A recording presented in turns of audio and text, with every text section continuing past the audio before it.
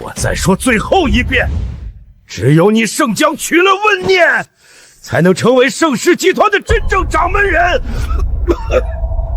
爷爷，您这苦肉计演了3年，哼，您不累吗？不管你说什么，我都不会娶温念的。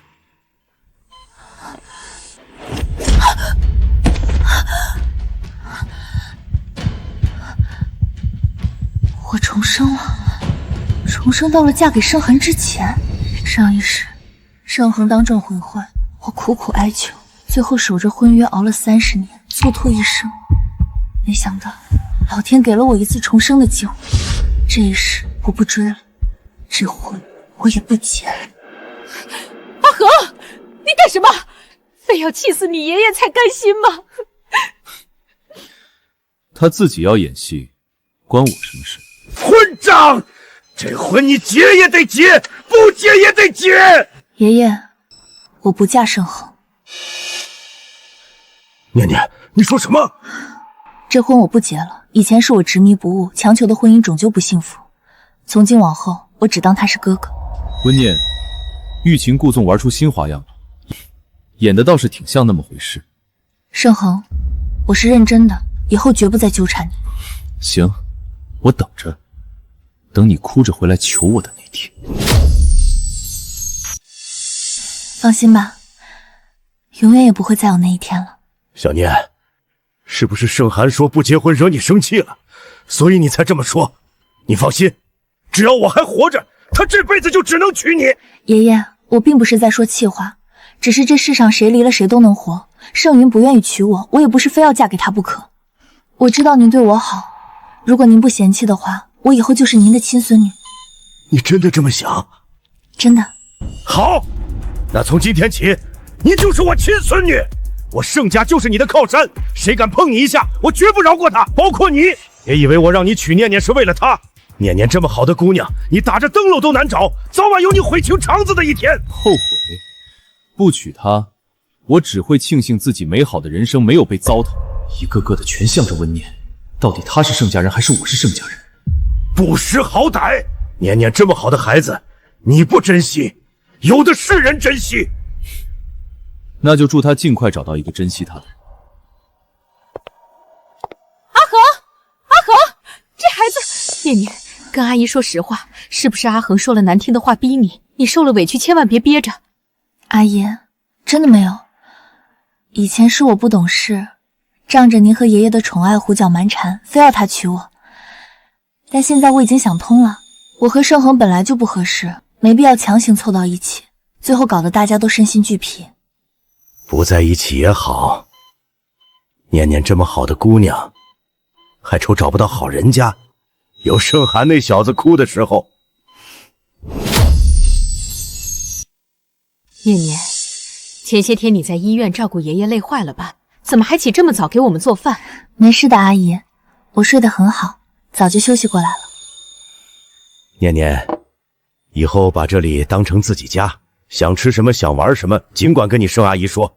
要是无聊，下周你陪爷爷去江南散心，咱住上半个月再回来。爷爷，阿姨，我想出去找份工作。找工作？念念，你还这么小，外面工作多辛苦啊！家里又不缺你这点钱，你何必出去受那个罪？阿姨，我已经是成年人了，总不能一直住在盛家白吃白喝，而且我也想出去锻炼一下，学点本事。傻孩子，说什么白吃白喝？你是爷爷的亲孙女，爷爷养你一辈子都愿意。你要是想上班，我现在就让人事打个电话，明天让你去市场部当经理。不行不行，爷爷，我只有大专学历，一点工作经验都没有，直接当经理别人会不服气的，到时候反而给您丢脸。爷爷，我想从最基础的文员开始，一步一个脚印学东西。你这孩子就是太要强，基层工作又累又琐碎，还要看别人脸色，多委屈啊！我不怕受委屈，爷爷，只有自己亲身经历过，才能真正学到东西。好好好，拗不过你，那就按你说的，先从基层做起。不过咱们说好，要是不想干了，随时跟爷爷说。还有盛寒那小子，他要是敢在公司欺负你，我扒了他的皮。好，谢谢爷爷。念念，爷爷再问你一遍，你真的不愿意嫁给小恒？爷爷，婚姻不是一个人的事情，任何一方的妥协，最终伤害的都是两个人。我不想以后悔恨终生，也不认为盛恒是唯一的、最好的选择。那好吧，希望盛恒能及时醒悟吧，要不然悔恨终身的就是他了。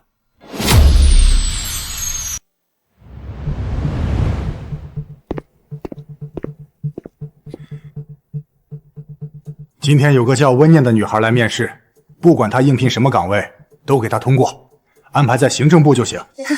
看来又来个关系户，不管什么岗位都通过，好大的排场，等着瞧吧，肯定又是一个想借关系接近盛总的狐狸精。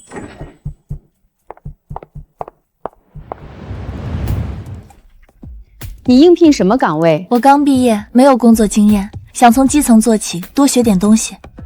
基层？你确定？当然。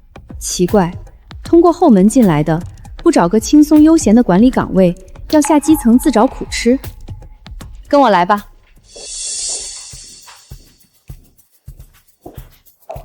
这里是行政部，这是你的工位，这些资料你先熟悉一下，以后你就主要负责整理行政文件、统计报表，琐碎工作比较多，你辛苦一下。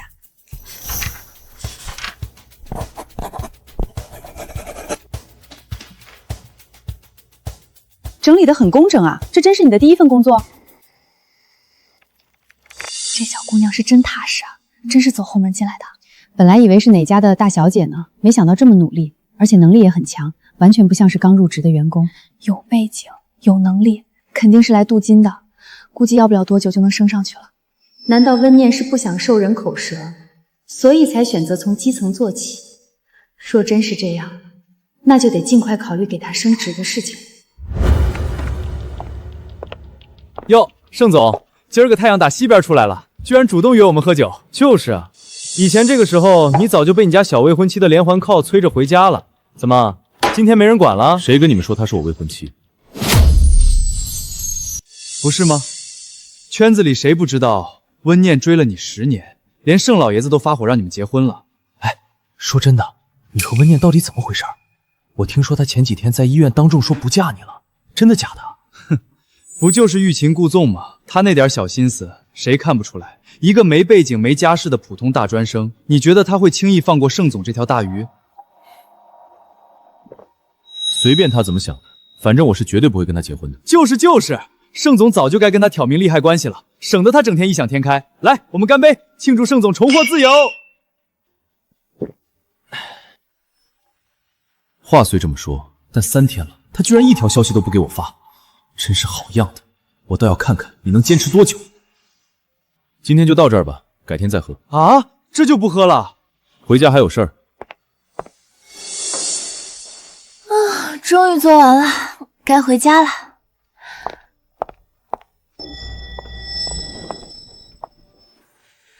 才安分3天就装不下去了，特意守在电梯口堵我，欲擒故纵的把戏演的是挺辛苦的。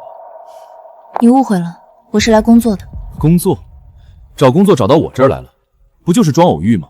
这一套你以前玩的还少吗？盛总是不是太自恋了？我说过不会再纠缠你，你又何必如此咄咄逼人？我现在是公司行政部的在职文员，只是来这里上班。职工证，他真是来上班的？那又如何？谁知道你真正的目的是什么？你最好消停点，别让我发现你借着工作的名义在公司里到处打听我的行踪。你想多了。这丫头穿上职业装，看上去干练了许多，没了之前乡下丫头的模样，倒是好看了许多。我在乱想什么？那丫头哪里好看？盛总，我们还走吗？不走，回办公室加班，免得回去的路上再碰上他。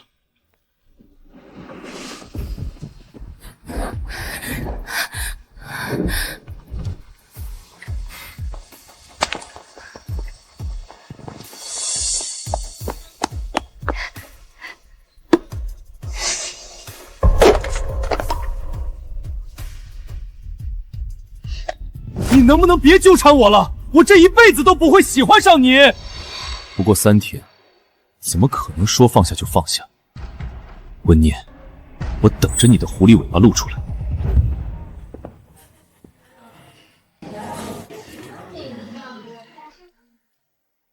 今天休息，给爷爷阿姨做个红烧排骨。小心！谢谢你，太谢谢你了。你有没有受伤？我没事，走路别总低头看手机，太危险了。不好意思。没关系。对不起，先生女士，你们没受伤吧？没有，以后注意点就行。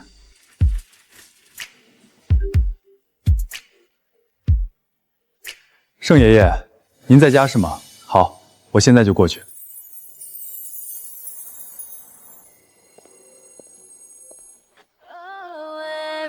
好巧啊，我们又遇见了。是你，真的是很巧。你怎么在这里？我来拜访一位长辈，白天超市的事，我一直想谢谢你，但你走得太快了，没来得及。正式认识一下，我叫顾言。我叫温念。你要拜访的长辈是住在这栋别墅里吗？我爷爷和盛爷爷是多年好友，但我们一家常年待在国外。这次回来，我爷爷特意嘱咐我过来看望他老人家。原来如此，我带你进去吧。奇怪，好久没看到温念了，反而有些不适应。盛哥，他最近真的不纠缠你了？管他干什么？他不来，我们正好清静清静。真的假的？温念追了你整整10年啊，说不缠就彻底不缠了？这也太离谱了吧！肯定是装的，我倒要看看他究竟能坚持多久。要不要打个赌？不出2天，他肯定又会哭着闹着回来找盛哥。欲擒故纵，欲擒故纵也该有个限度才对。他都多久没有找过我了？没兴致了，我回家了。哎，盛哥，别走啊！刚热闹起来，我们还没喝够呢。我倒是要看看你究竟在干什么，竟然一直不找我。没想到你们2个这么有缘分。念念啊，小顾也是我看着长大的，人稳重，性格也不错。爷爷过誉了，我还是毛手毛脚的。今天如果不是念念姐帮忙，我怕是会被砸得头破腿流。小顾，快尝尝，这草莓是念念今天特意去超市买的，可甜了。谢谢阿姨。念念，你跟阿姨说实话，你和小顾是不是早就认识了？阿姨，我们今天才认识的，我在超市里顺手帮了他一把，其他的就没什么了。是吗？我看他对你挺关注的。说起来，小顾这孩子我们也知根知底，样貌、人品、能力都不错。你要是真的放下阿恒了，不妨和他处处看。阿姨，我现在只想好好工作，没想着谈恋爱。阿姨没逼你现在就谈恋爱，就是年轻人多接触接触，当个朋友又处处也挺好的。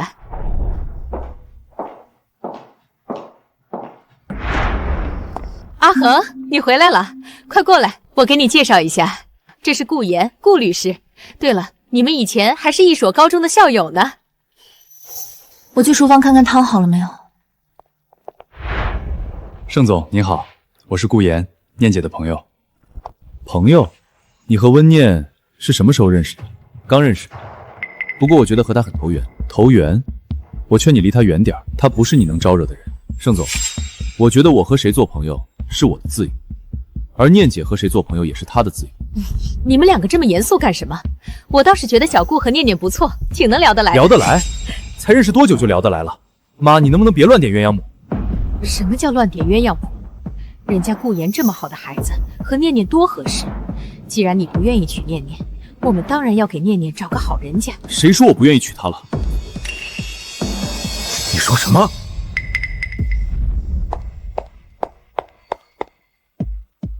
我去厨房喝水。温念，动作够快的啊！前脚说不嫁我，后脚就和别的男人眉来眼去了。盛渊，你胡说什么啊？胡说！你们才认识1天而已，你要是没跟别人眉来眼去的，我妈会撮合你们。首先，盛总，我们之间已经没有任何关系了，麻烦你说话的时候注意点。其次，不要说我跟顾言之间没什么，就算我真跟他在一起，跟你有什么关系？当然有关系，我绝不允许你跟别的男人在一起。盛恒，你弄疼我了，放手！放手！故意把这个姓顾的带到家里来，在爷爷和我妈面前演这么一出，不就是为了激怒我吗？现在的手段倒是越来越高明了。你简直不可理喻！我带谁回来交什么朋友是我的自由，不需要向你汇报。立刻给我松手！盛总，没看到他已经很不舒服了吗？对一个女孩动粗，这就是盛世总裁的风度。你算什么东西？这里是盛家，我和温念的家事，什么时候轮到你一个外人来指手画脚？给我滚出去！家事？据我了解，盛总和念念既没有血缘关系，也没有法律上的婚姻关系，算哪门子的真正家人？更何况，就凭盛总刚才对念念的粗暴举动，我确实没看出半点对待家人的尊重。如果你再对他动手，作为他的朋友，我可不会坐视不理。好，很好，顾言是吧？你最好别后悔今天在这里多管闲事。左臂都红了，我去冰箱拿点冰块给你敷一下。不用麻烦了，一点小伤而已。今天让你看笑话了，实在抱歉。别这么说，真要说抱歉，也是我来的不是时候。不过，以后如果他再这样纠缠你，随时给我打电话。谢谢。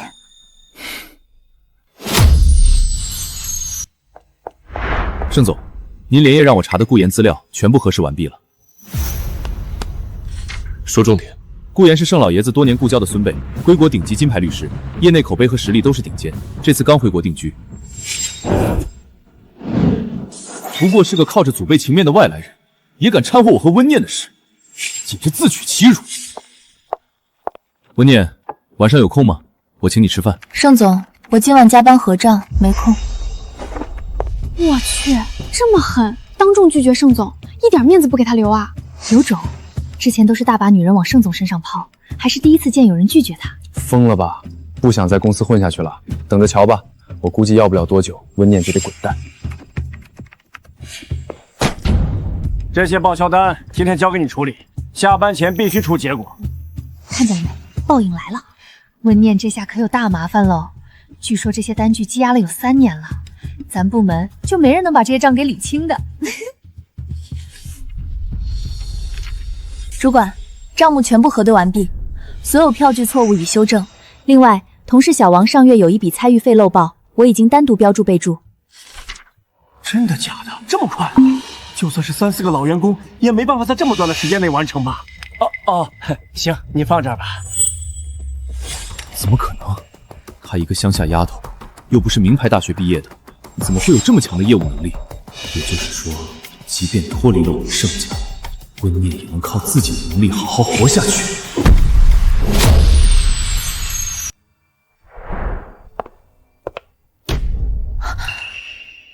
盛总好，手头有工作，失陪。通知全公司，即刻起全员严查考勤，特别是行政部，谁出纰漏严惩谁。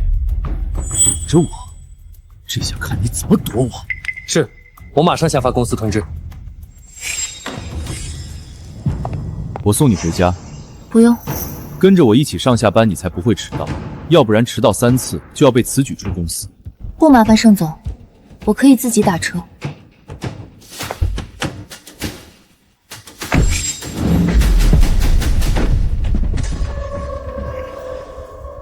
认真工作的女人太有魅力了。顾言这家伙，他凭什么把别人的照片随意发在自己的朋友圈？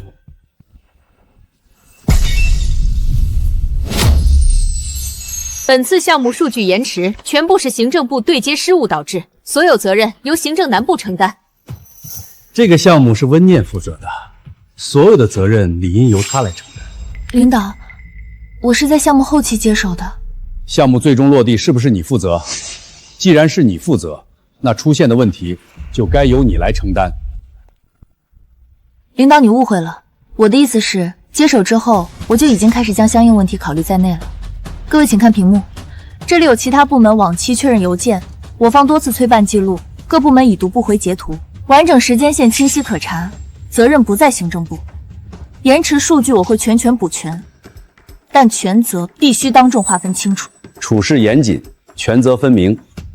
不错不错，既然有记录，那就别将责任推到一方身上，谁的问题谁负责。想让我背锅，真以为我是软柿子？说你最近工作很辛苦，还差点替领导背锅，要不要我给你调换一个轻松的核心岗位，来给我当秘书怎么样？谢谢盛总好意，我目前的岗位很合适，不需要您费心。去把行政部门的主管叫过来。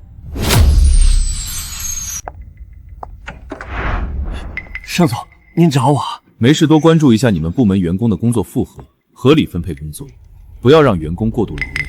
温念拒绝了盛总，盛总难道是在点我，让我给温念的工作程度加强一些？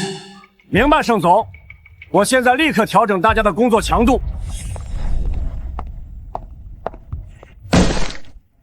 你接下来专职整理所有陈年档案，全部核对归档，不许出错。主管，这些档案积压很久了，为什么要突然拿出来整理？问那么多干嘛？今天的工作就是这些。10年前的股权协议，这签字和条款有明显漏洞，不止一份，关联文件全有问题，这应该不是疏忽，好像是有人刻意做的。我记得顾言是律师，有时间找他问问吧。听盛爷爷说你最近很忙啊，怎么有时间来找我？有几个法务工作对接的事儿，我想请教你，顺便请你吃点甜品。那你算问对人了。聊什么呢？有那么开心吗？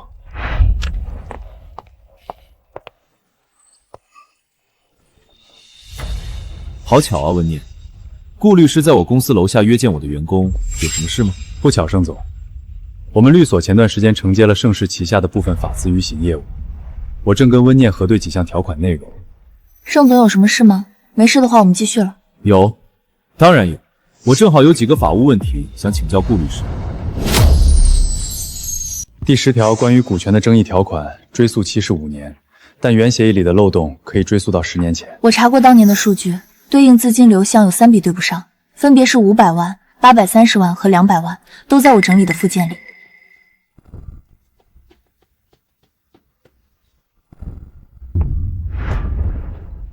我不是来听你谈工作的。那你想谈什么，盛总？10年的感情，10年的陪伴，你怎么能说放下就彻底放下？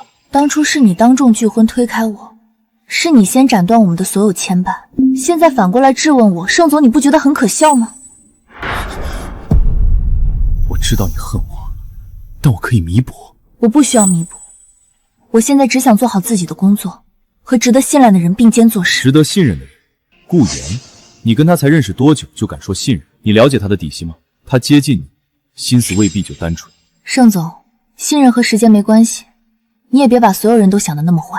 那咱们就走着瞧，我等着你回头来求我的那一天。跟顾言聊得差不多了，剩下的事情不是我能左右的，将这些资料交给盛爷爷吧，他自有判断。能从10年前的旧档案里揪出这种隐患，文念，你做得很不错。爷爷，这是我应该做的。好，这件事我会处理的，你那边就别管了。念念，你立了这么大的功劳，回头我跟小恒说一声，让他给你升职加薪。他不给我穿小鞋就算不错了，或许我要考虑重新找一份工作，也算是和盛环之间彻底画上句号。谢谢爷爷。季度考核结果出来了，都过来看看。这次排第1的不会是老张吧？他那个项目做得挺漂亮。难说，不过最近新来的温念最近被主管盯得紧，估计垫底。安静！本季度部门考核第1名，零差错工作记录，最优流程化全优，温念。真的假的？温念才来多久，而且还是领导们的眼中钉，就这还能拿第1？温念，恭喜啊！以前的事别往心里去，以后工作上咱们多配合。对啊，我们有不懂的，还得请教你呢，温念。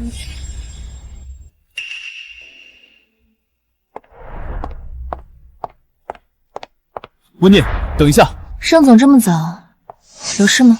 你以前最爱吃的虾饺，我一早去买的，趁热吃。谢谢，我早就不爱吃虾饺。温念，难道你真这么绝情？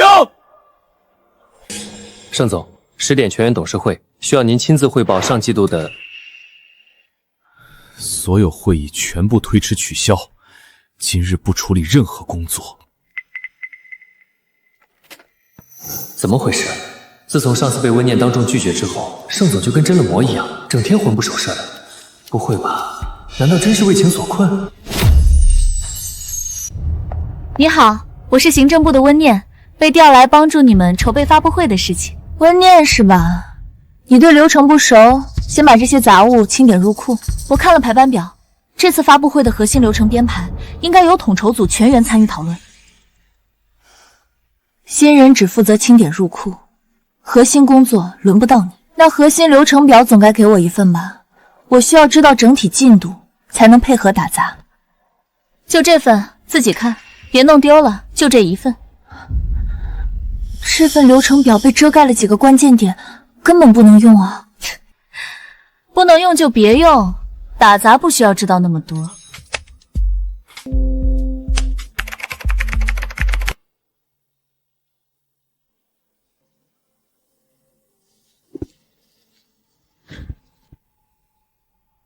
还有谁要汇报？我有。这是本次发布会全套执行手册，涵盖动线规划、嘉宾全流程、媒体区分、应急预案 A、B 方案，所有数据来源和责任人已标注清楚，请各位审阅。动线双向分流，应急预案细分到每个人。这套方案逻辑最清晰，细节最完善。本次发布会总部对接工作全交由温念负责。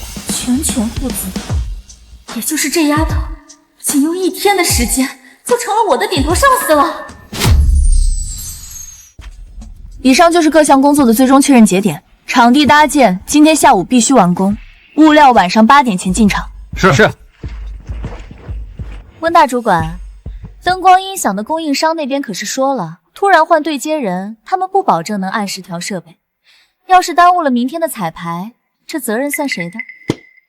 我查过合同，延期违约金是全款的30%。你去告诉他们，如果下午3点前设备不到位，盛世法务部会直接给他们发律师函，同时拉入集团采购黑名单。你别拿法务部压人，人家合作这么多年了。我只看合同和结果，现在距离3点还有4个小时，去沟通吧。郑总，发布会统筹组那边遇到点麻烦，灯光供应商好像在借机拿件，有位员工不仅不配合，还在暗中阻挠，需要我出面给供应商打个招呼。不用，既然温念那么有本事，把整个统筹权都揽过去了，就让他自己解决。遇到这种老油条供应商，我看你一个新人怎么应付。等你束手无策的时候，自然会知道盛世到底是谁说了算。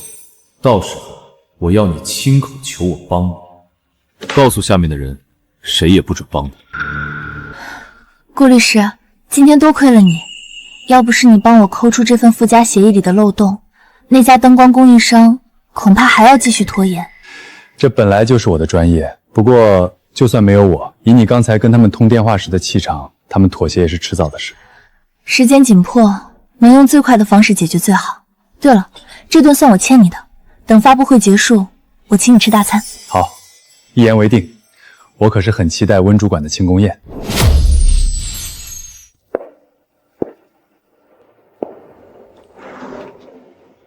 这么晚还不走，在做表面工作给谁看？盛总如果是不放心明天的发布会，可以自己检查。如果检查完了，请不要打扰我工作。温念，你不用在我面前硬撑，只要你现在服个软，明天的发布会就算出了什么纰漏，我也可以替你兜底。盛总多虑了，明天的发布会不会有纰漏。好，我倒要看看你明天能交出什么答卷。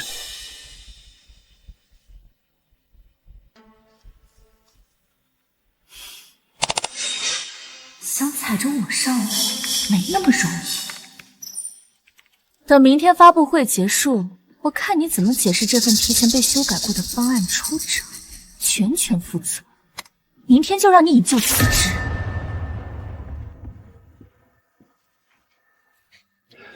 念念，我代表律所过来参加今天的发布会，顺便给你带了份你最喜欢的陈记生鲜，吃点热乎的再上战场。谢谢你，顾言。又是顾言，温念，你对我冷若冰霜，对他却笑脸相迎。顾律师，跟我来一趟独立会议室。顾律师，我劝你离温念远点，所有往来到此为止。盛总，我和温念正常交友，合规对接工作，你以什么立场要求我断绝往来？温念不吃香菜，闻到味道就会挑出来。她睡前必须留一盏灯，怕生理期畏寒，冬天手脚冰凉，暖手宝冲好要随时放在你手边。这些你都不知道。盛总记性不错，但这些是过去的事。现在念念单身，她有自由和任何人交朋友。我警告你，不准再靠近温念半步，否则我不介意动顾律师律所的合作项目。盛总用项目施压，只会让念念更加看不起。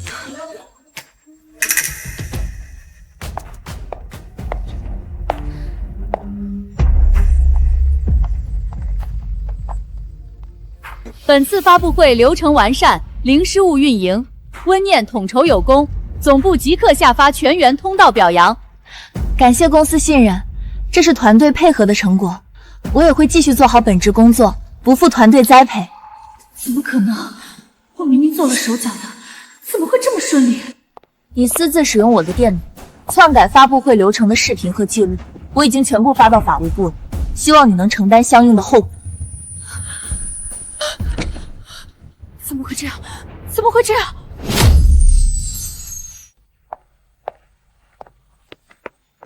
雨太大了，我送你回去。不必麻烦盛总，末班车还没走，我坐公交回去。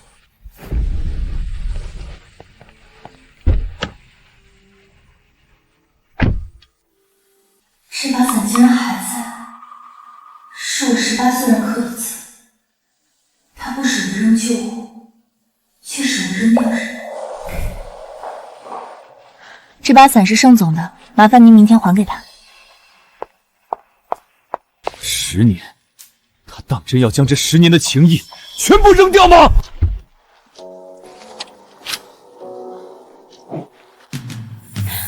阿恒哥哥，生日快乐！这把伞是我送你的生日礼物，希望它能为你遮风挡雨，让你余生一片坦途。到底是什么时候把他10年的爱意全部耗尽？你说你没事淋什么雨？退烧药吃了也不见好，这可怎么办呢？念念，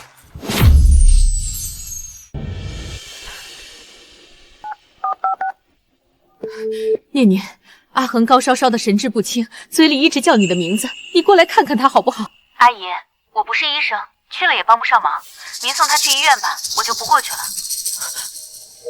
念念，别走。这孩子早干嘛去了？当年念念一心扑到你身上的时候，你比谁都清高，现在知道后悔了吧？这家的例汤听说熬了6个小时，你尝尝。顾律师对美食很有研究，每次选的餐厅都不踩雷。不是我有研究，是我每次约你之前都做了功课，知道你对吃的一向挑，不随便凑合。10年前确实挑，香菜不碰，葱姜蒜要挑干净。现在好多了，什么都吃。我烧了3天，你都不来看我一眼，现在居然跟那个姓顾坐在这里喝汤。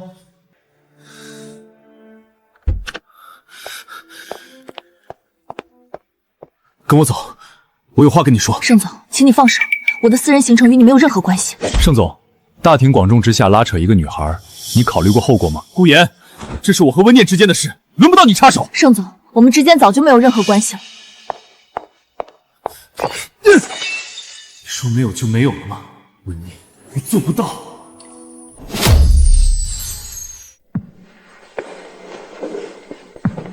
温念，你留一下。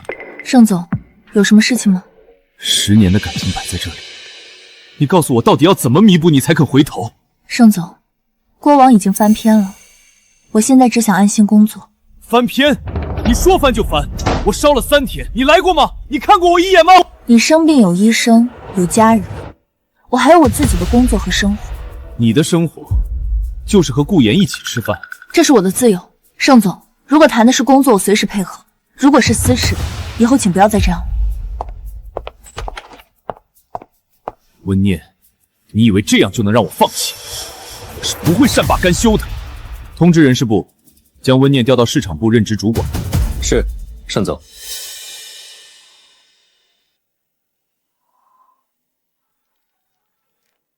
念念，我在你楼下，你下来一趟好不好？我有话跟你说，我知道错了，你再给我一次机会好不好？盛总，你喝酒了，早点休息吧，明天还要忙竞标会的事情。狗屁的竞标会！你不下来我就不走，我就在这儿等。是吗？那盛总注意别感冒。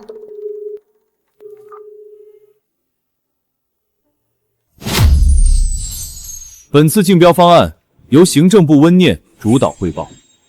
盛总，温念并非该项目组成员，这不合适吧？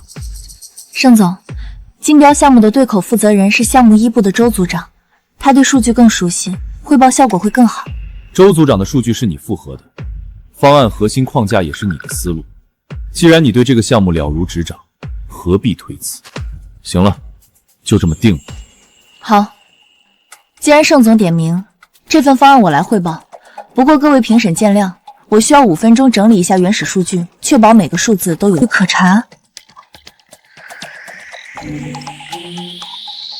加油！各位评审请看屏幕，接下来我将从3个维度拆解盛世本次的竞标方案：核心数据分析、落地执行路径以及应急预案备选。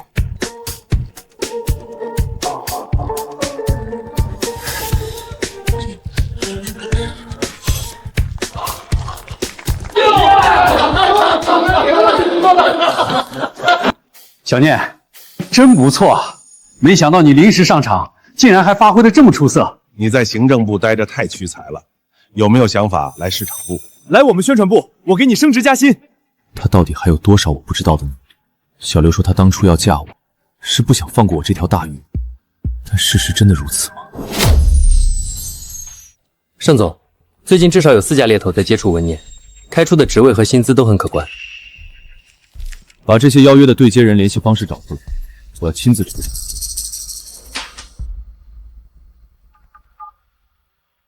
刘总，听说贵司在接触我们公司的温念，不好意思，他是我的人。盛总，我的职业规划什么时候需要您替我一一回绝了？这些猎头开出的条件并不比盛世好，我是为你考虑。为我考虑？您连问都没有问过我就替我做了决定，这不是考虑，是控制。我只是不想你离开盛世。您是盛世的总裁，不是我的监护人。我留在哪里，离开哪里，是我自己的事。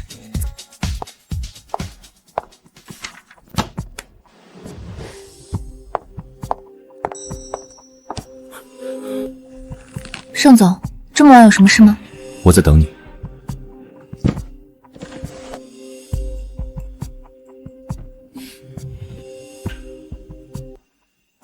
这条围巾是你17岁时给我织的，这块表是你用第1份工资买的，这日历你画了整整1年。你说每页都写着念，我每翻一页都像是在叫你。这些旧物你还留着呢？我当然留着，10年的东西里面包含的是我们10年的情谊，说扔就扔吗？盛总，这些东西就和我们的情谊一样，会过期的。这些旧物，麻烦您处理掉吧。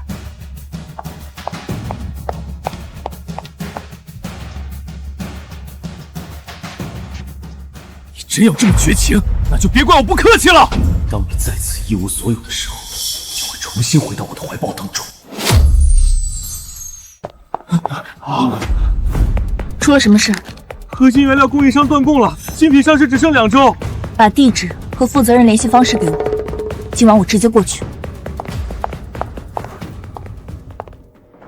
原材料涨价，加价30%，或者订单延期2个月，谁的价高我给谁。做生糊涂的就是利润，那就谈利润。盛世新品全年订单全部锁给贵商，合同签2年，条件是按原价原交期供货。2年独家锁定，这数目你说了能算？公章我带在身上，现在签，3天后第一批原料到位，不签，我今晚飞华南，2家备选供应商已经在等邮件，3分钟。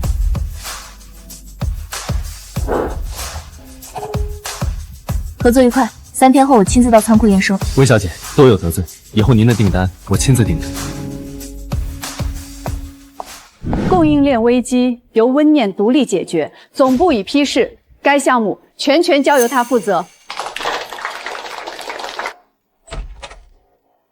我调了一批备用货源，你压力会小很多。盛总，问题我已经解决了，你这时候调一批货源和我排好的计划完全冲突，多出来的库存成本、仓储费用、排期调整等等都需要重新考虑。合同给你做了合规审核，修订条款标黄了。看你朋友圈说连续加班，热可可补充糖分。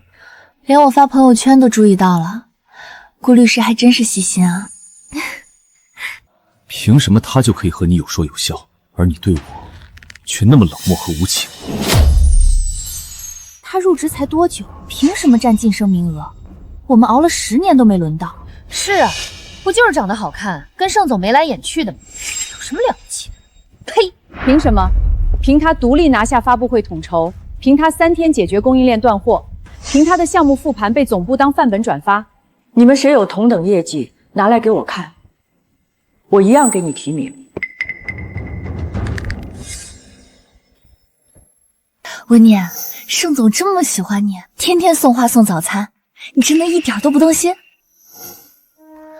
花送你，早餐趁热吃。我和盛总只有工作关系，没有私人牵扯。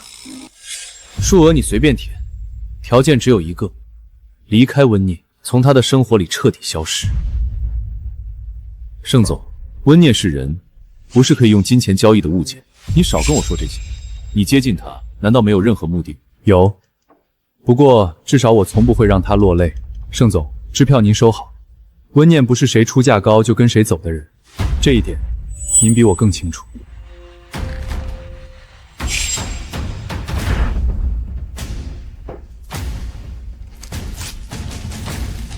既然给你机会你不珍惜，那就别怪我不客气了。不知道当温念万劫不复的时候，能留在他身边的究竟是你还是我？我不管你用什么方法，伪造档案记录也好，拼凑失职台账也好，给我坐实温念利用职务篡改公司核心档案。盛总，这件事风险太大了，万一被查出来，我会立刻飞海外参加封闭式谈判，全程切断通讯。事成之后，所有痕迹会消失在我出境期间。你们要做的就是管好自己的嘴。这好吧。峰会期间切断一切外部通讯，这是会议规则，也是我的命令。国内所有事务你负责对接，遇到任何问题，等我回来再处理。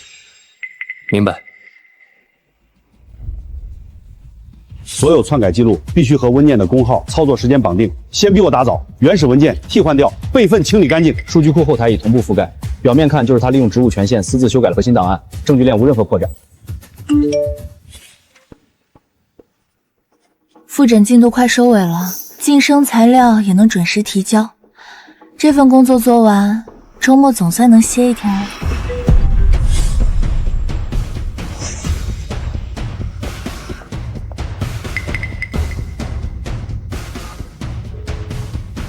盛总已登基，国内所有计划照常推进。温念，等你走投无路的时候，就会发现这世上唯一能依靠的还是我。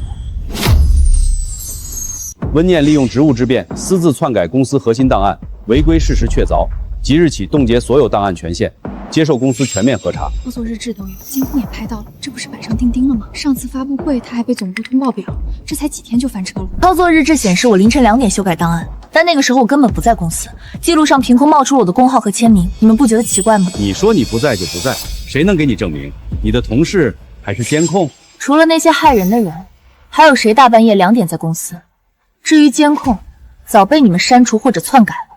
如果我真的篡改了档案，为什么在发现漏洞的第一时间是我主动写了整改报告上报董事会？我何必先立功再自毁啊？温念，你这些话留着跟核查组说吧。核查期间，你的所有系统权限冻结，档案室门禁注销，散开，都回去工作。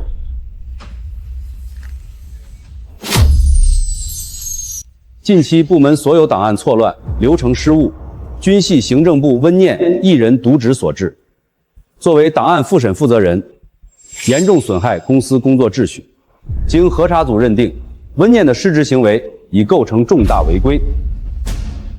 后续追责流程将按公司规章严格执行。平日里看着踏实上进，季度考核还拿过第1，谁能想到是装出来的？监控都拍到深夜进档案室了，系统记录也对得上，证据摆在这儿，还有什么好说？这么说，温念这次死定了，神仙也救不了啊！我自问没有得罪人，高层敢做到这一步，一定是上面有人点头。能调得动行政高层、中控机房核查小组的人，盛世不超过3个。盛爷爷不会害我，另外1人与我毫无瓜葛。盛恒都说一别两宽，非要做到这一步吗？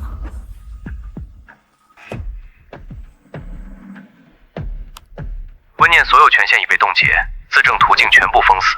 员工舆论一边倒，无人替他发声。他有没有提我的名字？没有，从头到尾没提过您。不提也好，等他撑不住的那天，自然会回头。经专项小组核查认定，行政部温念私改档案重大工作失误，损害集团利益3项罪名成立，即日起进入正式追责程序。我没有罪，3页假报告就想让我签字，你未免太急了。3项罪名核查小组已出具正式结论，流程合法合规，你签不签字，结果都一样。所有的证据都是你们罗列的，所有的流程都是你们在走，你们说什么就是什么。证据链完整，流程正乖，这事儿翻不了，签吧，早签早结。入职不到1年，闹出这么大的事儿，也是少见。主动认罪可以从轻追责，不要负隅顽抗。真要是警方介入，那可就不是辞退那么简单了。温念，到时候等待你的很可能是牢狱之灾。如果警方给的也是相同的答案，那我宁愿坐牢。温念，别给脸不要脸！你真以为我不敢报警？不报警是给你留一条活路，你继续闹下去，最后只有死路一条。给我留活路，还是给你自己留活路？盛恒到底许了你什么好处？你连这种事情都做得出来？温念，你不要胡说八道，血口喷人。好，你不是要我报警吗？我成全你。我告诉你，今天这字你必须签，警察保不了你，天王老子来了一样保不了你，是吗？今天我倒要看看，谁敢动我的孙女。老爷子，您怎么来了？孙女，乖乖，温念是盛老爷子的孙女，盛家的公司，一群人逼着盛家的人签认罪协议，这也太荒唐了。孙女，搞笑的吧？盛总要我对付他的妹妹，完了完了，我这不是找死吗？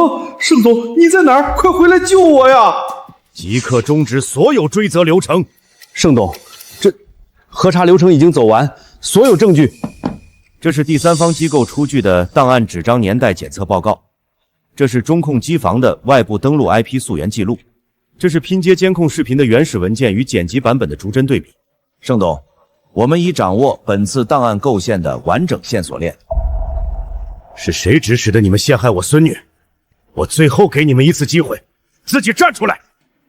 真等我把所有证据摊在桌面上，一个一个揪出来，那可就不是离职那么简单了。我再问一遍，是谁指使的？第三方检测报告显示，档案纸张的篡改时间早于温念入职日期。中控机房的登录 IP 经溯源锁定为盛营总裁助理的办公账号。盛董，这些我需要时间核实。你的时间留给董事会慢慢审。盛爷爷，这些构陷我的材料我要复印一份带走。盛世不留我，但我得留着清白。楼下围了不少看热闹的员工，从后门走，我的车在负2层。你早就知道？先离开这里。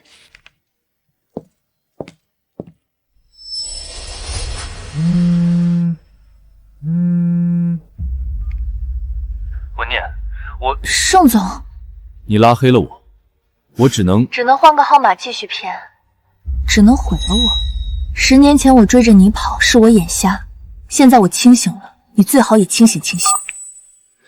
去我那儿，还是去酒店？我不想让盛爷爷担心，也不想再欠任何人。盛总，董事会那边要求您提前回国说明情况。温念呢？温小姐上了顾言的车，现在住在城南的悦华酒店。订机票。盛总，董事会那边好的。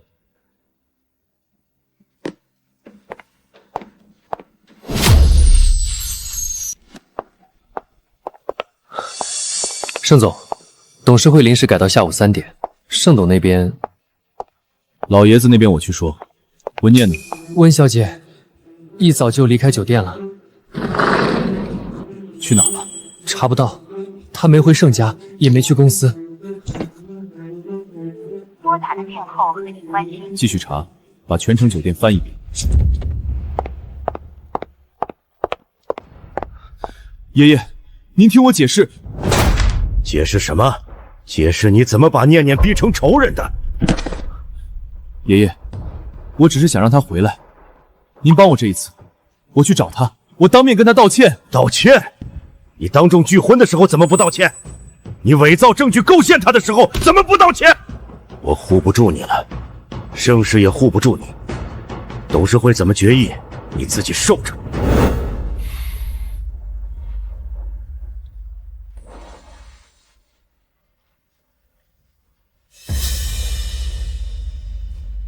他不在，你把他藏哪儿了？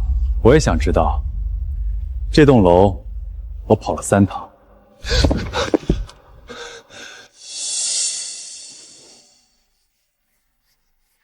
温小姐，押金退你，但合同签了半年，现在走算违约。押金不要了，今天的事儿别跟任何人说。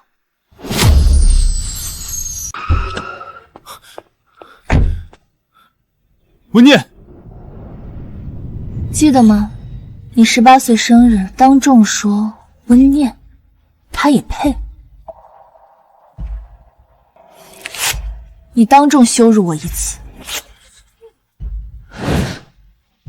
我当众还你一次，两清了。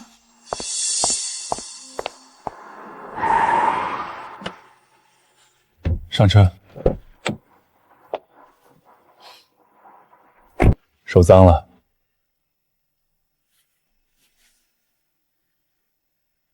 你早就知道我今天要来。我猜到你会来，没猜到你会当众跟他撕破脸。他回我一次，我还他一次，公平。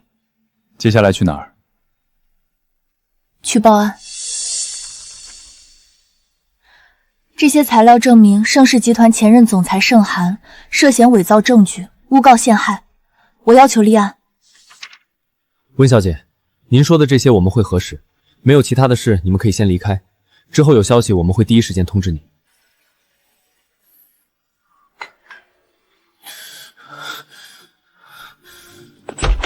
盛恒，有人举报你涉嫌诬告陷害、伪造证据，请跟我们走一趟。温念报的警。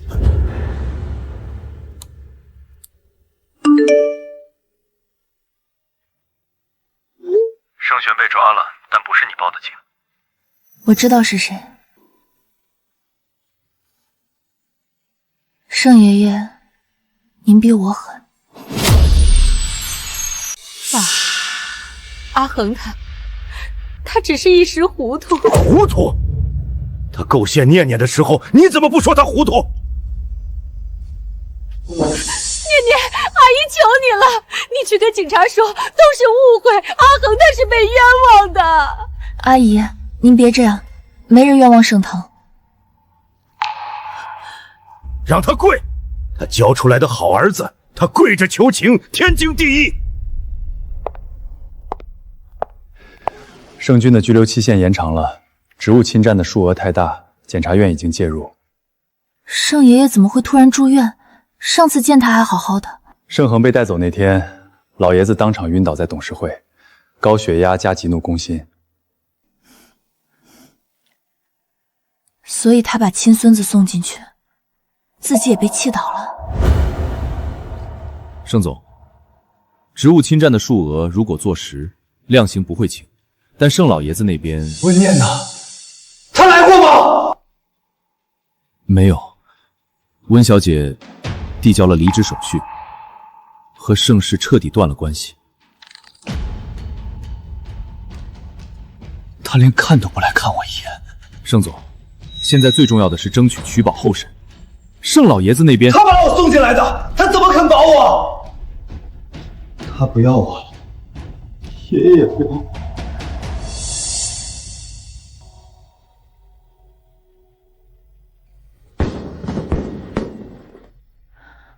顾律师，这么晚有事？文念，盛恒在看守所自残，现在送医院了。哦，人死了吗？没有。那就好，死了，便宜他了。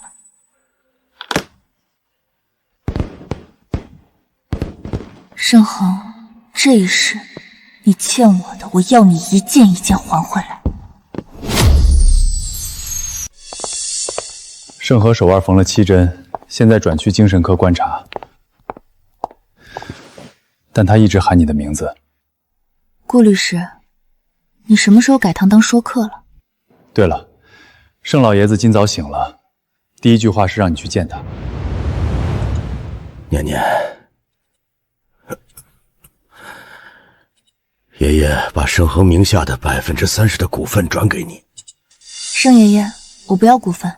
收着吧，孩子，这是盛寒欠你的，也是盛家欠你的。你每次难过都往高处走。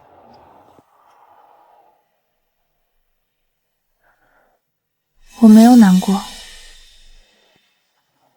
那你在想什么？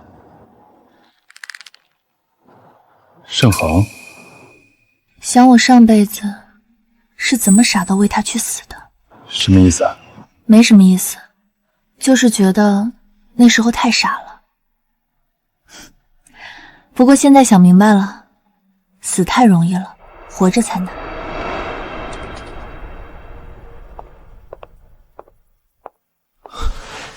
念念，阿恒，妈妈来了。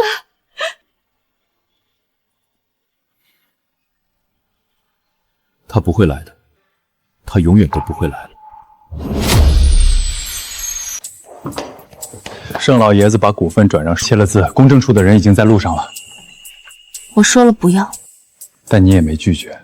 我要了股份就等于原谅了盛恒，我不想再和他扯上关系。那你得亲自去跟老爷子说，这是委托书，你签了字，我帮你退回去。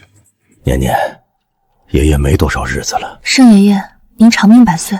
百岁不百岁的爷爷不在乎，爷爷就想看着你和盛恒。我和他不可能了。那股份你拿着，就当爷爷给你的嫁妆。嫁妆？盛老爷子以为给我点股份就能绑住我？你可以卖掉。什么意思？我联系了买家，溢价20%，你这辈子不用再看任何人脸色。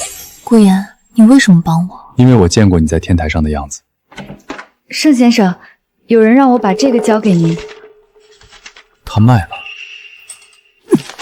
他连盛世都不要了，他连我的东西都不要了。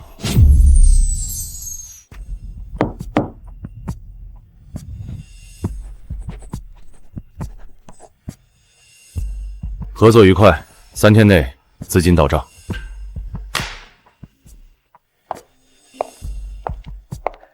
钱到账后，帮我捐1半出去。捐哪儿？妇女救助基金。这是你奶奶留给我的，她说要传给盛家的媳妇儿。我不是盛家的媳妇儿。爷爷知道，爷爷就是想给你留个念想。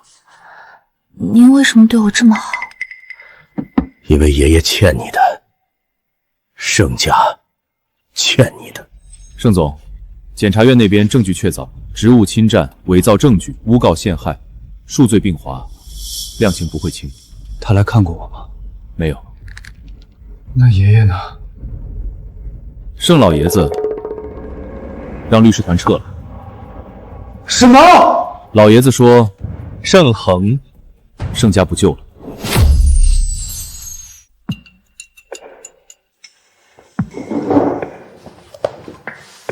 盛恒的案子下周开庭。行。检察院那边我帮你提交了补充材料。3个月前你喝醉了。顾言，你知道我怎么死的吗？别胡说。浴缸全是红的，他就在外面打电话，这辈子我要他生不如死。你还录音了？你当时抓着我的上衣口袋，自己把笔拿出来录的，我就没删。你还知道什么？知道的不多，只知道你说这辈子让他生不住如死。顾律师，你知道醉鬼女人的话是不可信的吗？念念，借一步说话。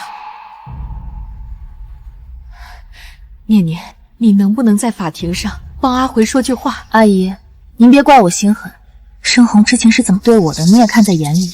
您当时也不是从没替我说过一句话，所以这个忙我不能帮。念念，你就看在你俩从小一起长大的情分上。情分？他把我一个人扔在家里，苦苦受了3年活寡的时候，您怎么不跟我讲情分？他伪造证据送我进监狱的时候，您怎么不跟我讲情分？什么活寡？什么监狱？念念，你在说什么呀？没什么。温念，你站住！你把话说清楚！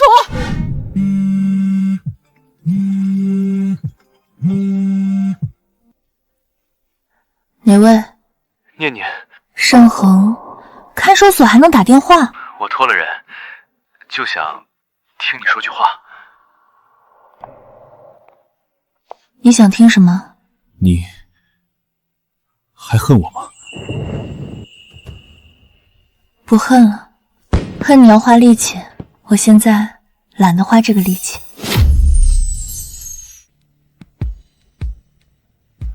被告人盛恒职务侵占、伪造证据、诬告陷害，数罪并罚，判处有期徒刑7年。念念，温念，你满意了？你满意了是不是？阿姨，7年而已，他欠我的不止7年。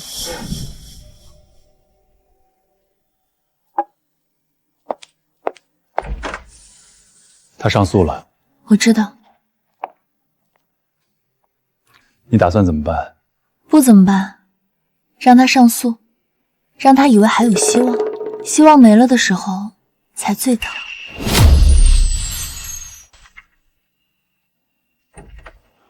上诉驳回，维持原判。你去哪儿？透透气。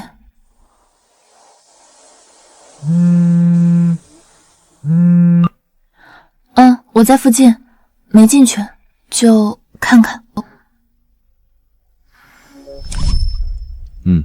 处理干净了。明天的新闻。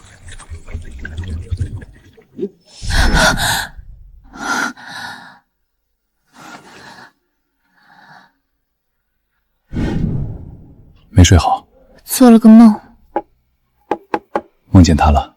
梦见我自己死了的样子，挺难看的。顾律师，别可怜我，可怜是弱者的特权。盛老爷子情况不太好，医生下了病危通知。他为什么见我？没说，只说要亲自交给你。念念，过来，这个给你。这是20年前我去孤儿院，一眼看中了他，模样最像盛家的孩子，眉眼像他父亲年轻时。他养阿恒尽心尽力，比亲生的还亲。念念，爷爷求你，别告诉他，让他以为自己姓盛。走吧，别让阿恨等太久。盛恒在监狱闹着要见你，见吗？原来你也不是盛家的人，是时候拆开大家的面具了。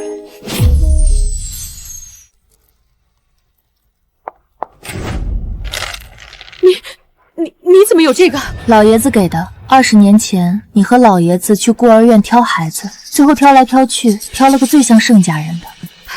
他是我的儿子，我养了他20年。你的儿子？那这个呢？20年前你根本生不出孩子，老爷子逼你去孤儿院领养，你挑都没挑，随手一指。我养了20年，20年不是亲生的又怎样？你以为我不想有自己的孩子？我怀过2次。第一次，老爷子说盛家不要女孩，让我打了。第2次，我偷偷藏着，4个月的时候被他发现。他说盛家要的是继承人，不是一个先天有智力残疾的拖油瓶。所以你就把盛恒当继承人养？不然呢？我养他20年，教他读书，教他做生意，教他怎么在盛家活下去。他这辈子只能姓盛。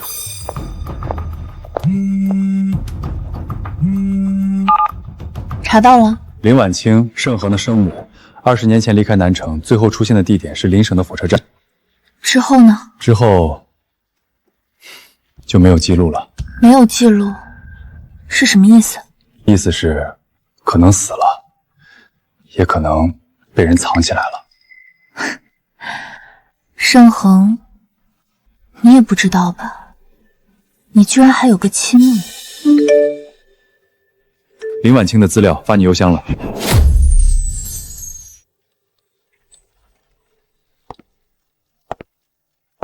盛世的几个股东想找你，说想谈收购。股份我都卖了，找我干什么？不见。我也不知道，但他们开价比市场价高2成。告诉他们，盛世的股价还会跌，等跌到地板价，我亲自去收。你哪来的钱？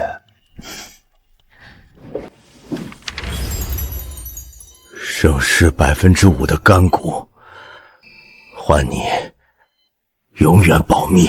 盛爷爷，您这是封口费？是，买你一句话，阿恒不是盛家的孩子，这话烂在肚子里。我答应你，老爷子留给我的，换我守口如瓶。现在正好派上用场。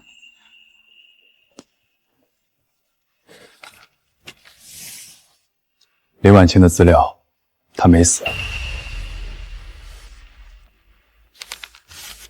人在哪儿？邻省的精神病院住了15年。精神病院？圣母送进去的，对外说是远房亲戚，没人查证。要告诉他儿子吗？先不急，好戏要慢慢演。帮我安排一下，我要见林婉清。盛恒，你猜你亲妈见到我会说什么？你终于来看我了，念念。有个消息想告诉你。什么？你妈不对，盛母根本不是你亲妈，你的亲生母亲被盛母关了15年。想见她吗？求我。你再说一遍。求我。文念，你别逼我。逼你？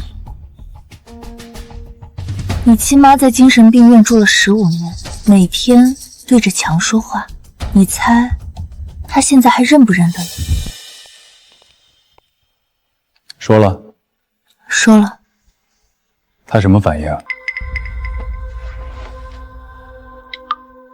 他求我了。盛恒跪在地上求我。林阿姨，认得他吗？好像。对，这是阿恒，你的孩子。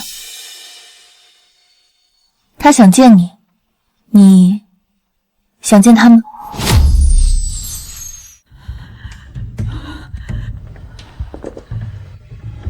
他情绪不稳定，今天不能见了。阿恒让我带句话。孩子，我的孩子，蝴蝶，我的蝴蝶。你认得这个吗？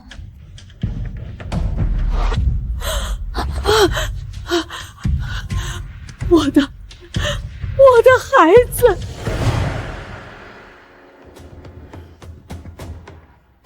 我是盛恒的朋友。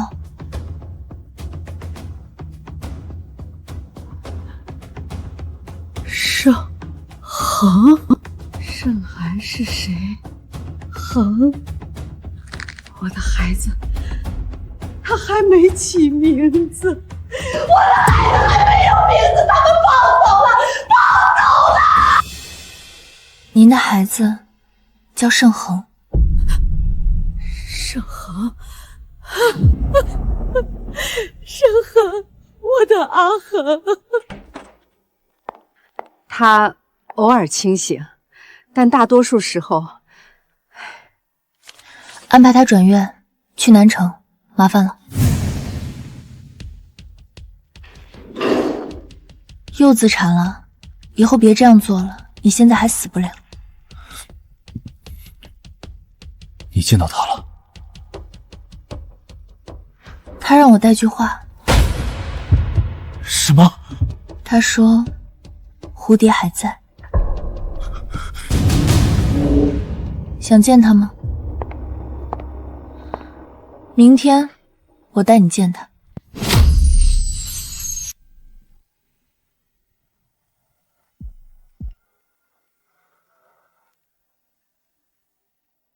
什么意思？你不是想见他吗？你出不去，他进不来，但你们可以看看。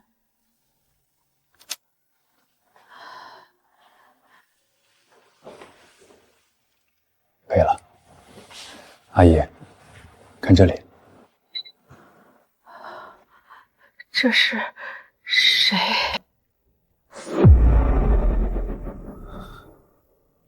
他，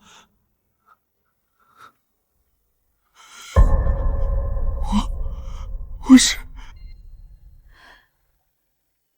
你长得像我的孩子，可是我的孩子不见了。顾言，让他看看手帕。蝴蝶，我的蝴蝶，孩子，你叫什么名字啊？盛恒。盛恒。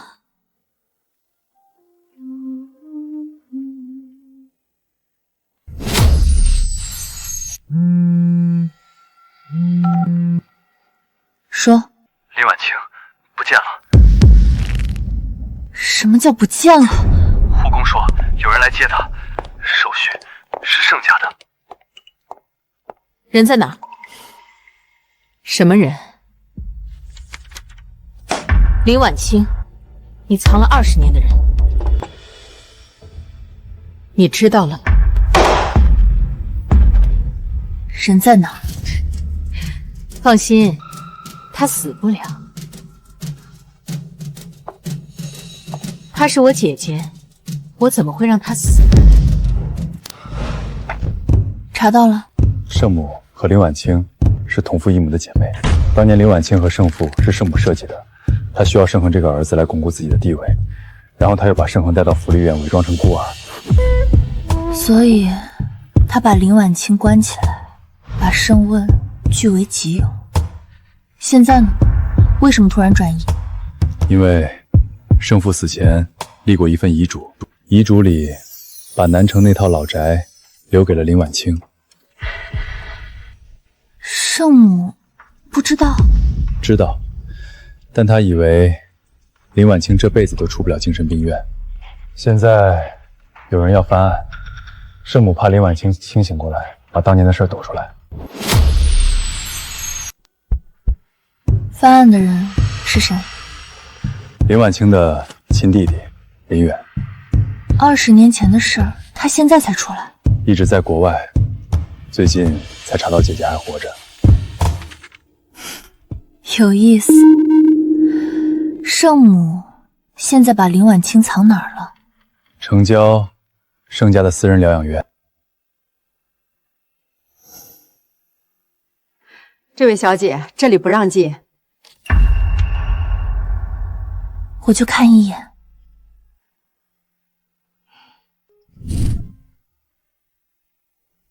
蝴蝶，我的蝴蝶。阿姨，有人要来接你了。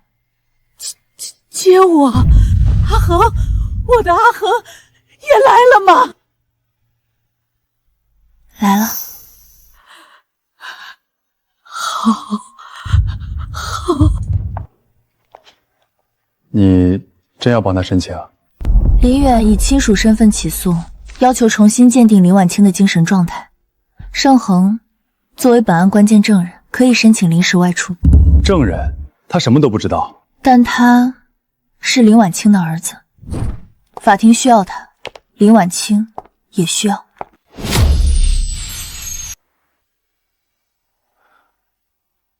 他真的在里面？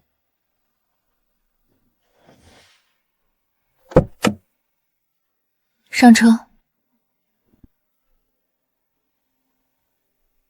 林远，像，真像。你就是盛恒？人呢？在里面，但他不太认得人。姐，你看，谁来了？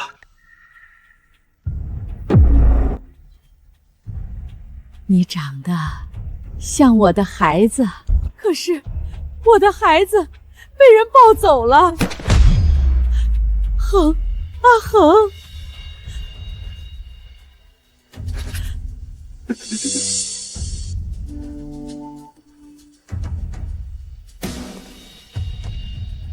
谢谢。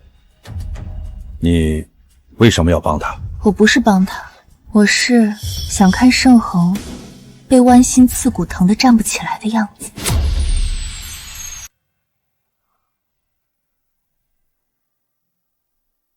蝴蝶，好看吗？好看。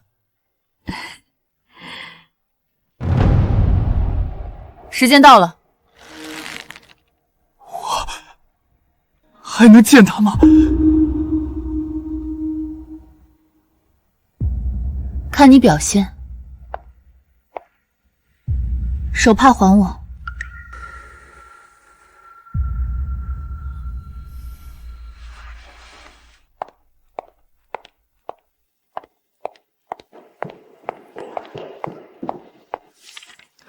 林婉清的转院手续办好了。去哪儿？南城精神卫生中心，独立病房，24小时监护。圣母那边没有动静，他的人在查林婉清的病史。查吧，查得越清楚，戏越好看。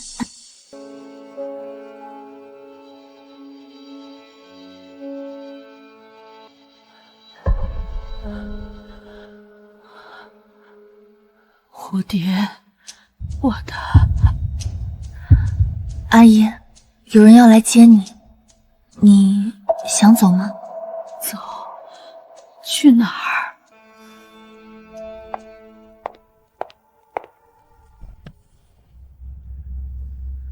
你故意的。什么？让盛璇见林婉清又把手帕要回来，你在试探他会不会私藏。他藏了。什么？林婉清修了2块，一片给我，一片塞给了盛英。他以为我不知道。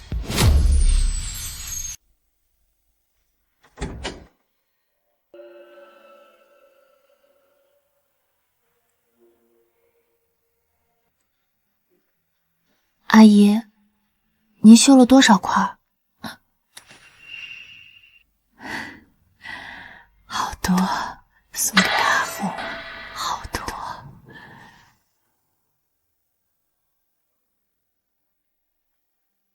这一天，你也记得？我记得，他们抱走他，我追不上。查到了，林婉清在盛家老宅住过3年，盛恒被抱走后，他被送去邻省。3年，他清醒的时候，盛恒还在襁褓里。盛母当时以养病为由把他送走，对外宣称病逝。病逝？他还秀吗？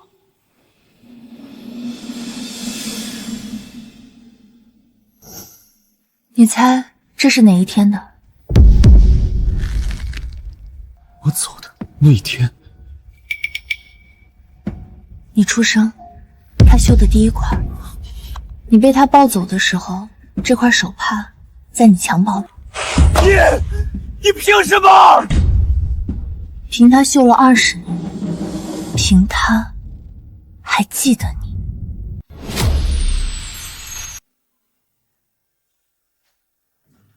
姐，我来了。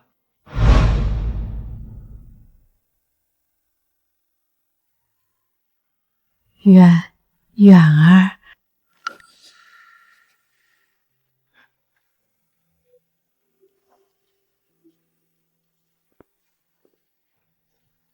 谢谢你，让我见他。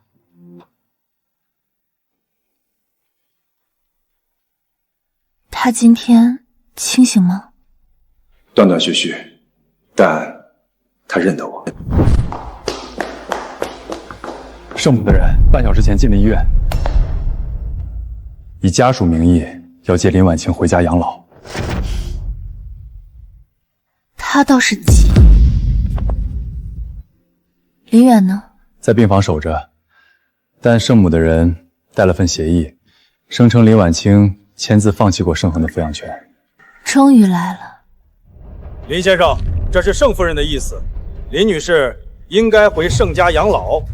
我姐不回盛家，您说了不算。20年前，林女士签字放弃抚养权，盛家才是。20年前，这份协议，你们看看，签名是伪造的，笔迹鉴定，要我念吗？你怎么知道签名是伪造的？我对比过，协议上的签名用力过猛。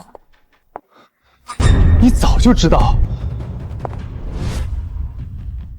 我猜的，但圣母太急了，急到忘了做全套。夫人，您这步棋走得急了。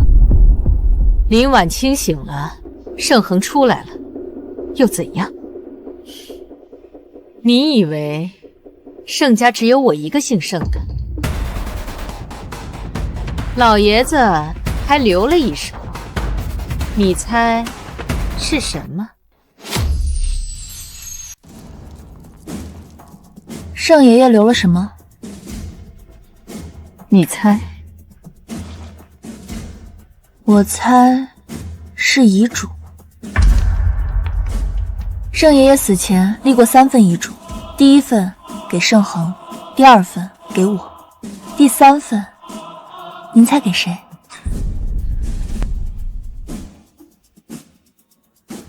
你确定在这里？盛爷爷说过，最危险的地方就是最安全的地方。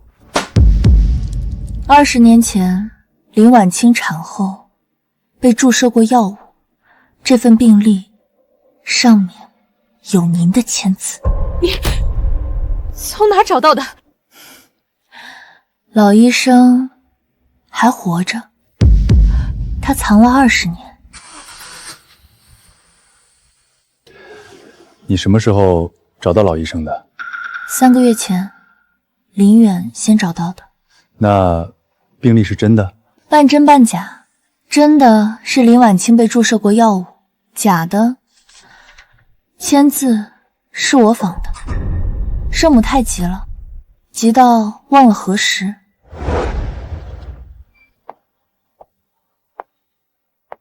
来看笑话。林婉清让我带给你。他知道什么？他不知道，他只知道你也喜欢蝴蝶。对了，老医生明天出庭。20年前，盛夫人让我给林女士注射镇定剂，说是产后抑郁，但剂量远超正常范围。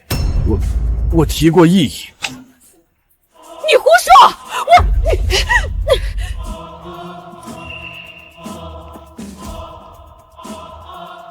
这是当年的处方，我藏了20年。盛恒在狱中跟人打架骨折，被送去医院了。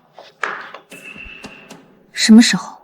半小时前，他听说了庭审的事。哪个医院？南城第一人民，但圣母的人也在那边。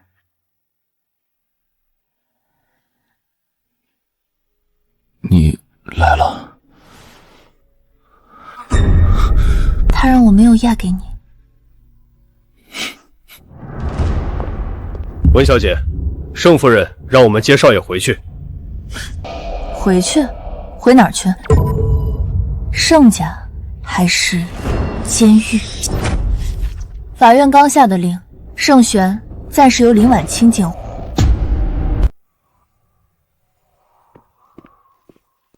你把盛恒交给林婉清，他一个精神病人怎么监护？他绣的，给我的。他清醒的时候叫我阿念，糊涂的时候叫我蝴蝶。我把盛恒给他，不是帮他，是帮我。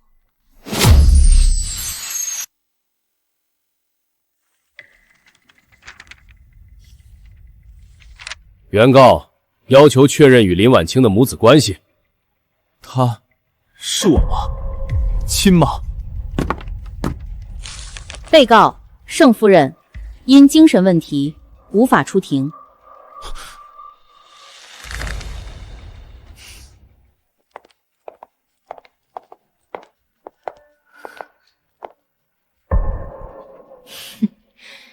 你以为赢了？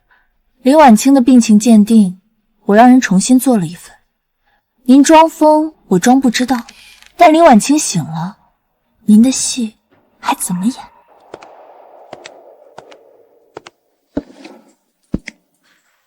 盛氏集团5%的干股赠与温念，老爷子，您早就知道。知道什么？知道。你来了。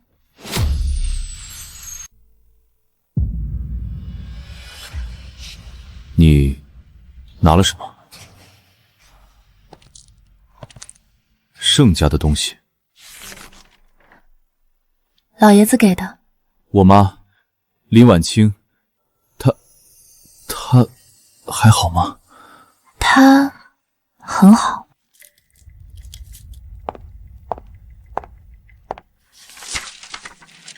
老医生的录音，你想听听？你敢！盛夫人，剂量太大了，会出人命的。让你做就做，你不做，你就得死。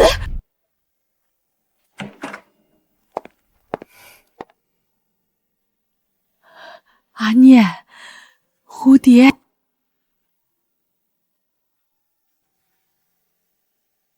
阿恒，我的阿恒，他明天来看你。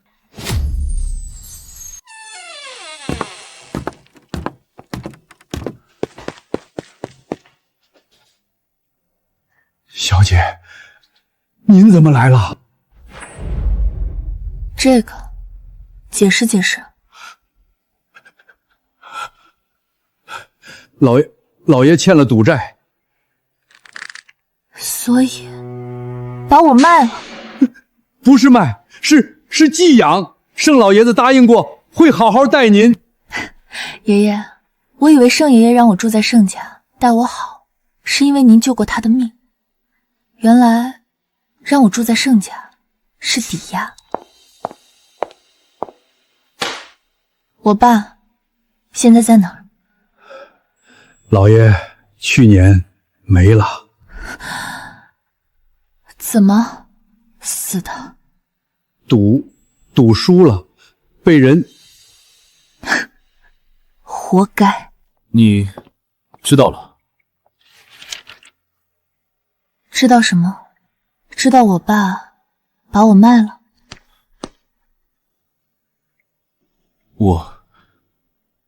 我不知道。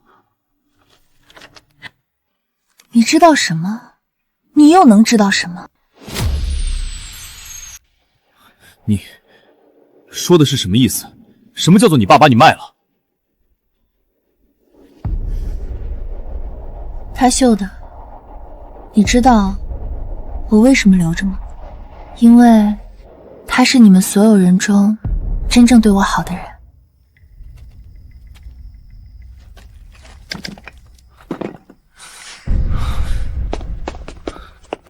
这是你爸写的，给林婉清的，没寄出去。他不是死了吗？信是死前写的，藏在老宅里。我对不起你，阿恒，我护不住。盛家不是人待的地方。别念了。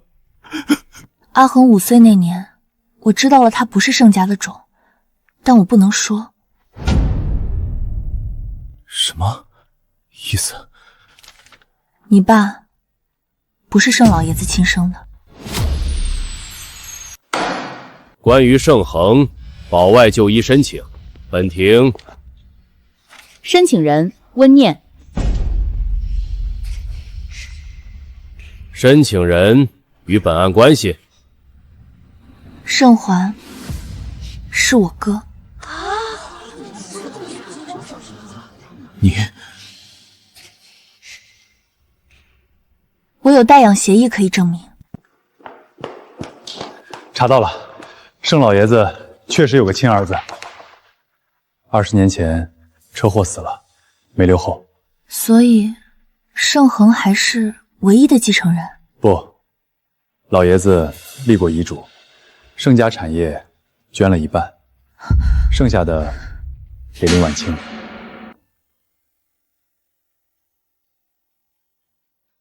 阿恒，蝴蝶，妈，我在。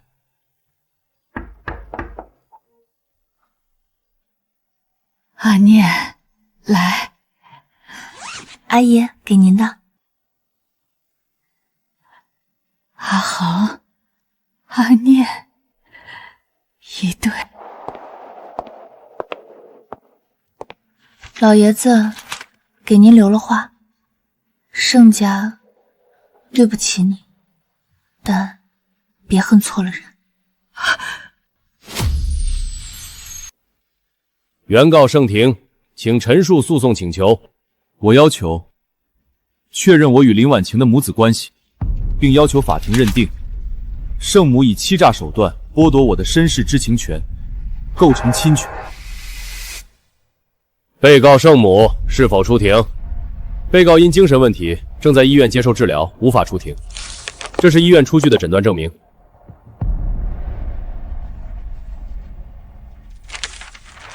精神问题？装疯，他根本没病。原告请控制情绪。法官，我作为本案证人，可以提交一份补充材料。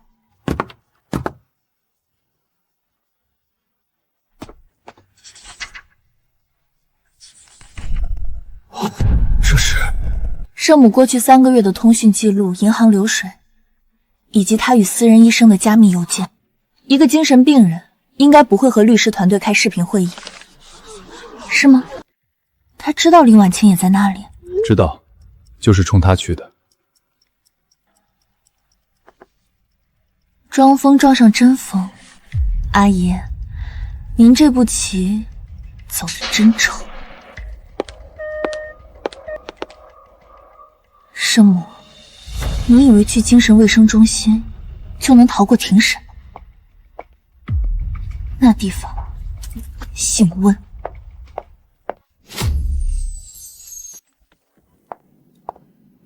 谁？给您送份礼物。什么意思？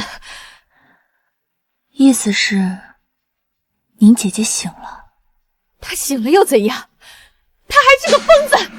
疯子？鉴定报告说，她具有部分民事行为能力，可以出庭作证。你收买了鉴定医生。您猜，林婉清醒了之后第一件事是做什么？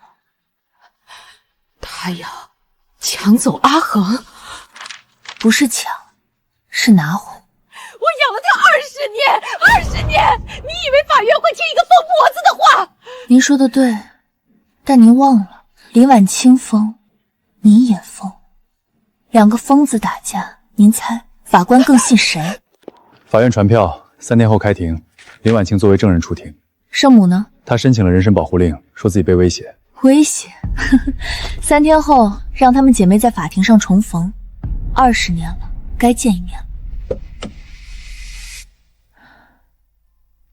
对了，通知盛恒，告诉他，他妈要上战场了。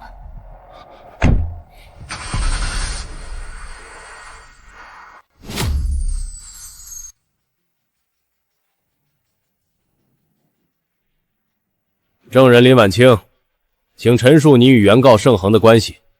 他是我儿子，我亲生的儿子。他撒谎！阿恒是我的儿子，我养了他20年。被告请控制情绪。妹妹，你抱走了他，我追不上。我没有姐姐，我是盛家唯一的夫人。蝴蝶，还记得吗？这块帕子，你还留着？留着，等阿恒回来，给他看。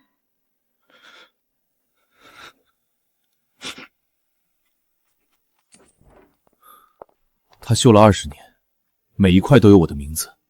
现在知道了，我欠他的。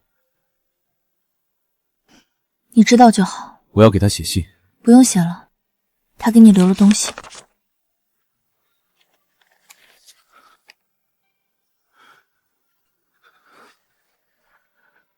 他什么时候？清醒的时候，他清醒的时间不多，都用来绣这个。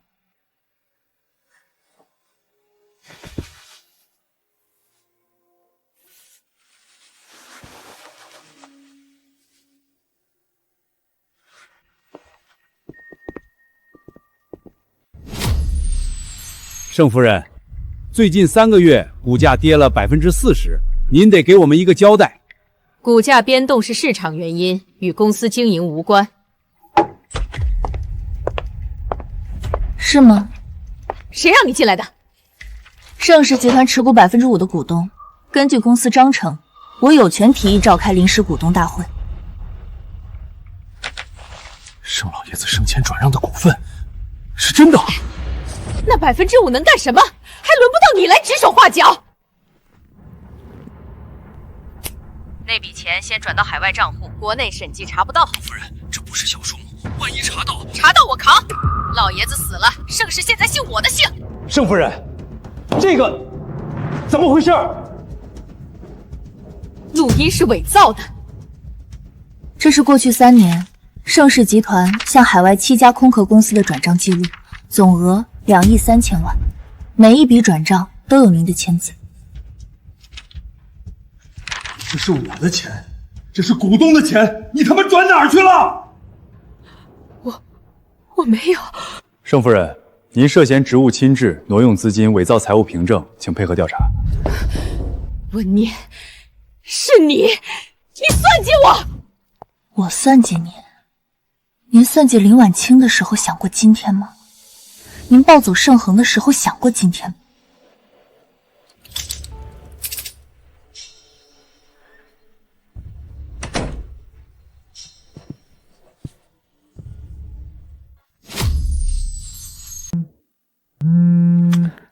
说。圣母在押解途中试图逃跑，车祸，现在在医院抢救。严重吗？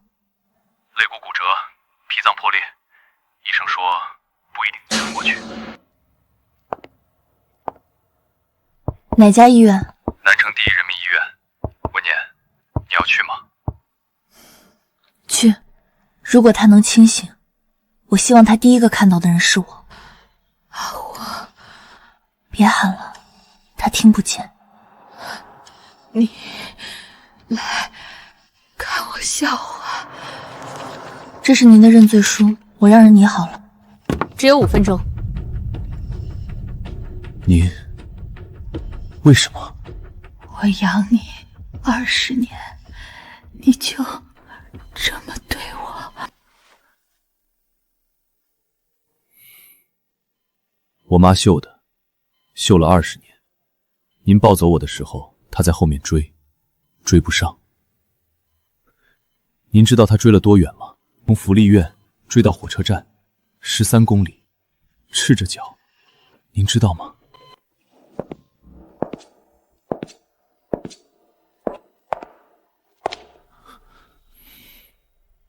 他签了认罪书。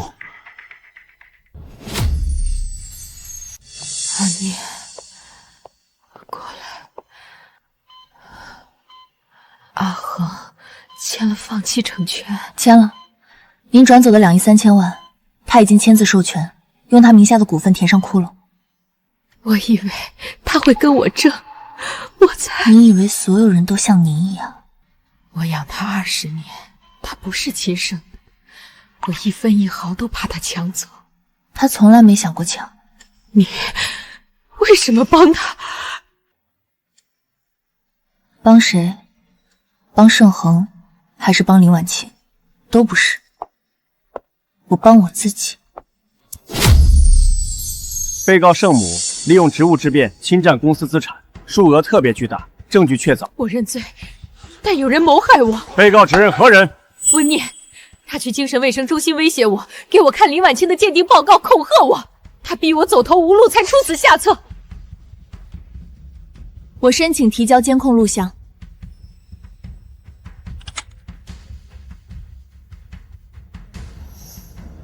监控显示，被告所说的威胁情节并不存在。他不是来看我，他是来刺激我。他给我看林婉清的报告。我确实去看了他，给他看林婉清的鉴定报告，是因为他有知情权。林婉清是他的亲姐姐。我没有姐姐。这2块手帕是林婉清绣的，一块绣着妹妹，一块绣着原谅，都是给他的。他认不认林婉清是他的事，但林婉清认他这个妹妹。圣母的判决下来了，7年。和盛恒一样。你算好的。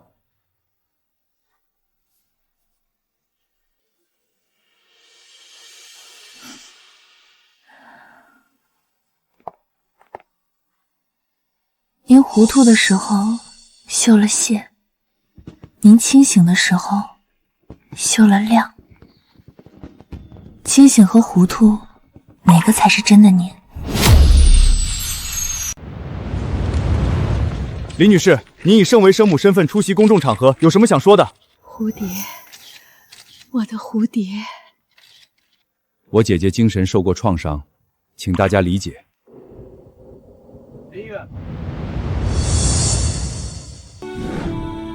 阿念，这里。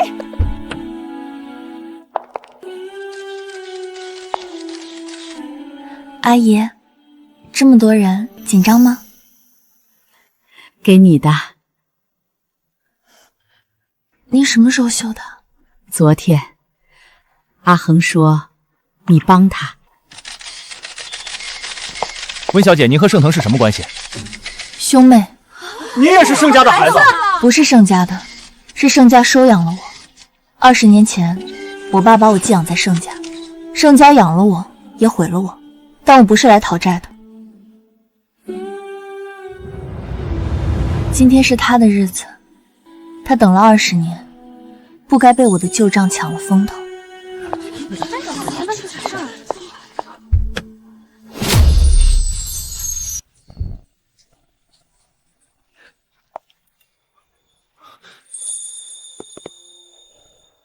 你来接我。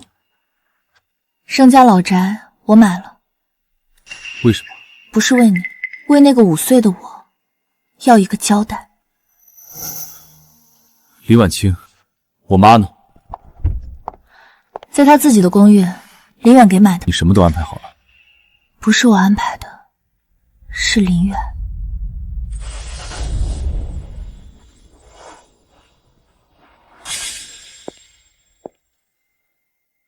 阿恒，妈，你回来了。回来了，以后不走。给。我出去买点东西，你们母子好好说说话。阿恒，别哭。妈，您认得我吗？你是阿恒，我的阿恒，这个给阿念。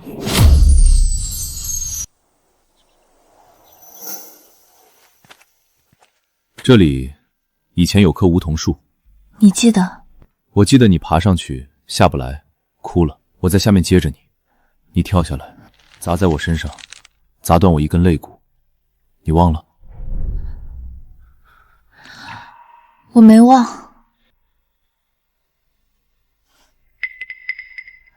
我只是不想再记得了。